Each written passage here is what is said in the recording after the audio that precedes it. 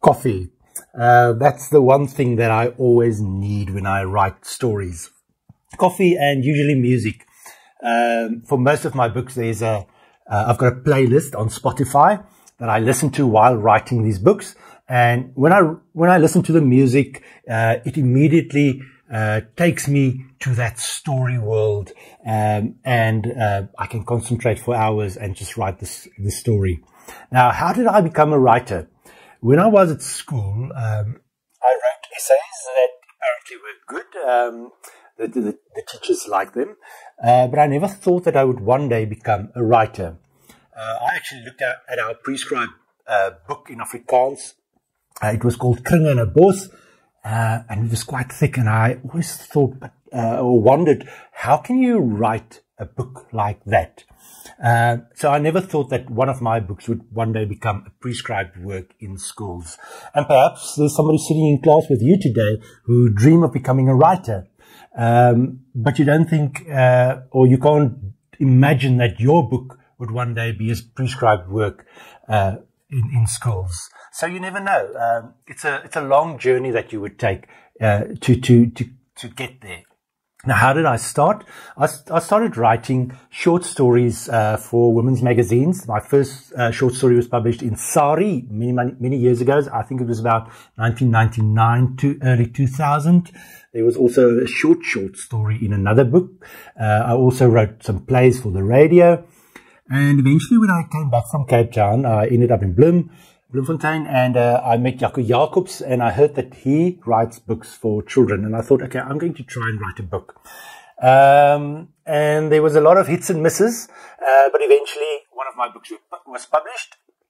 And there was a competition that I also entered, the Sanlam Youth Novel Competition, and I won the gold prize that year. So that was my first youth novel that was published. A few years later, there was another competition, also Sanlam Youth Novel or Youth Literature Award. And they said that they wanted stories about technology, with a theme of technology. And I researched and came upon this thing about computer hackers. And I thought, okay, I'm going to write a story about computer hackers. And that's how Underworld or Onderwereld was written. This book was eventually prescribed in schools, and the learners twisted my arm because they enjoyed the story so much, and they loved the characters. And so I wrote a follow-up, and that's where Donker Web, where that came from. I'm very honored that you guys study this book in schools. As I said, it was never my dream at school to become a writer.